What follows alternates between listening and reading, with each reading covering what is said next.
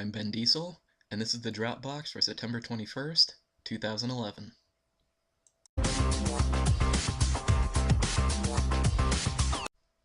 DC's relaunch series kick off this week with Batman #1.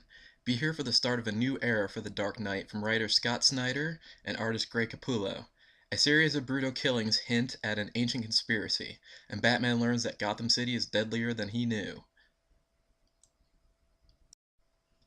One is wanted for a murder she didn't commit. The other is on the run because she knows too much. They are Dino Laura Lance and Eve Crawford, aka Black Canary and Starling, and together as Gotham City's covert ops team, they're taking down the villains other heroes can't touch. But now they've attracted the attention of a grizzled newspaper reporter who wants to expose them, as well as a creepy, comedian-like strike team that's out to kill them. Don't miss the start of this hard-hitting new series from mysterious novelist Duane Stravinsky with art by Jesus Cias. This is Birds of Prey #1. And Blue Beetle #1, it's not easy being Jamie Reese. He has to deal with the high school family, drama, and all that comes with being a teenager.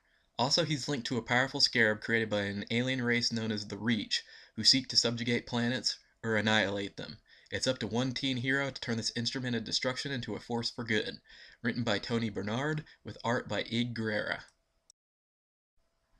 In Captain Atom #1, charged by nuclear energy, possessing vast molecular powers, Captain Atom has the potential to be a literal god among men, a hero without limits. But the question is, will he lose himself in the process?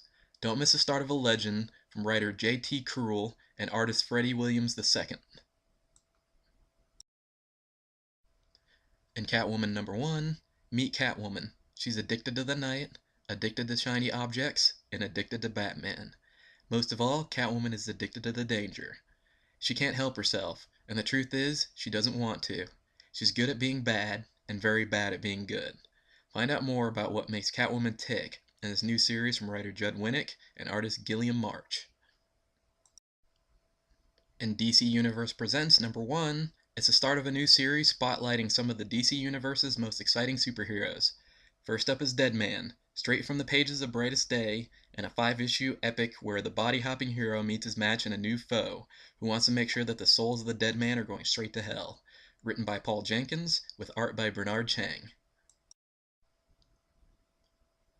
When a deadly conflict emerges across the universe, it's up to Guy Gardner, John Stewart, and an elite Green Lantern force to keep the peace. Or else.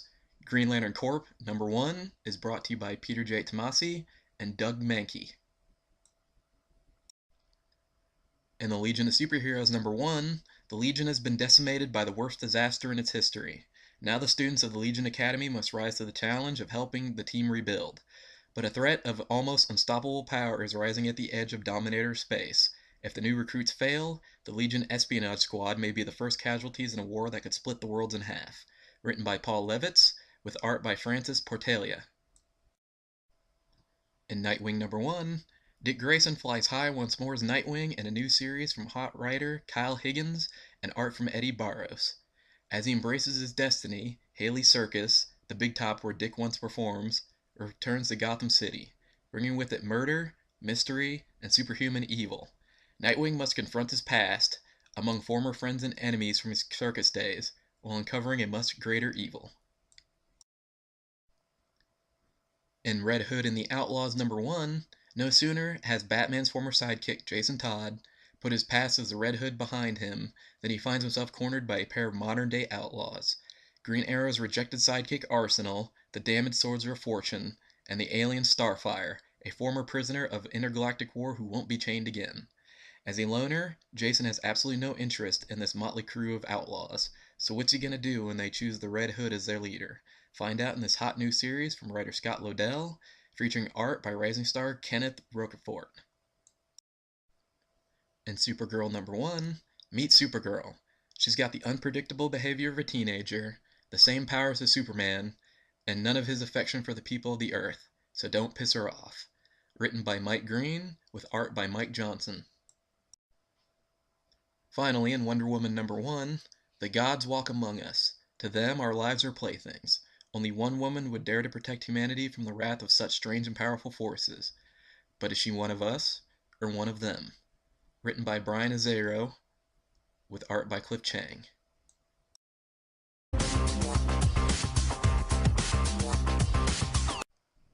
Marvel's Fear Itself event begins with Avenger 17.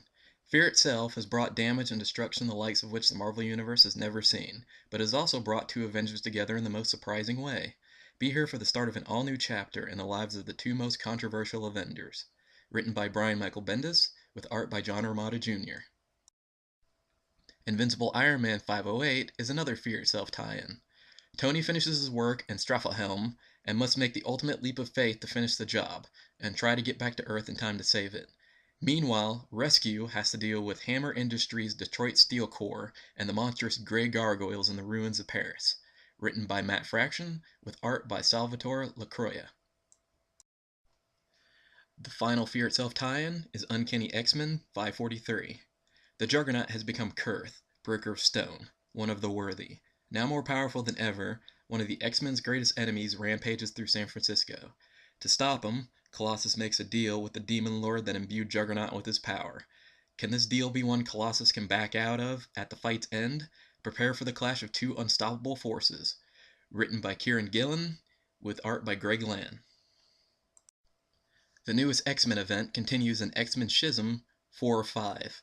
The events of Schism number 1 has launched the world in turmoil, and the all-new Hellfire Club is ready to take advantage of the chaos. But when the survival of the mutant race is on the line, just how far would the X-Men go?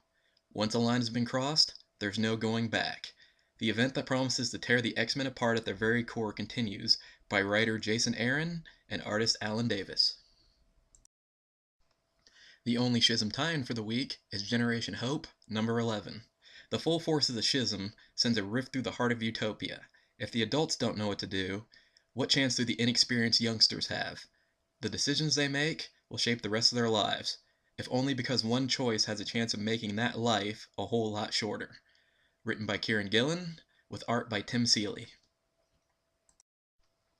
The final Marvel event is the Avengers Children's Crusade, number 7 of 9.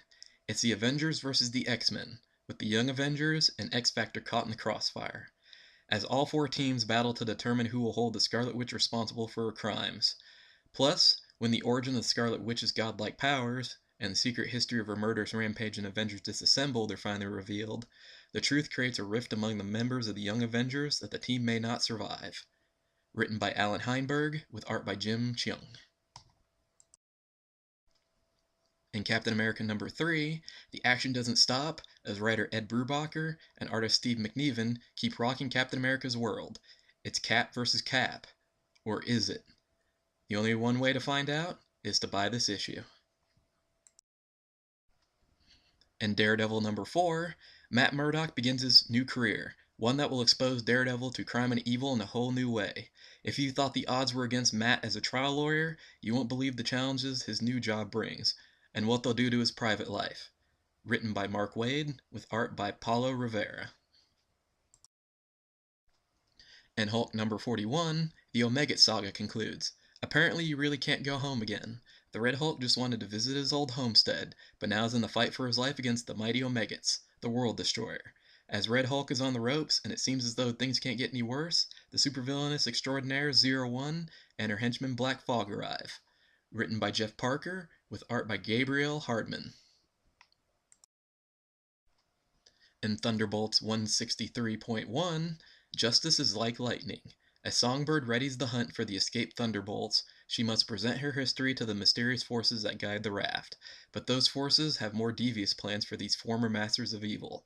Written by Jeff Parker, with art by Declan Shalvey.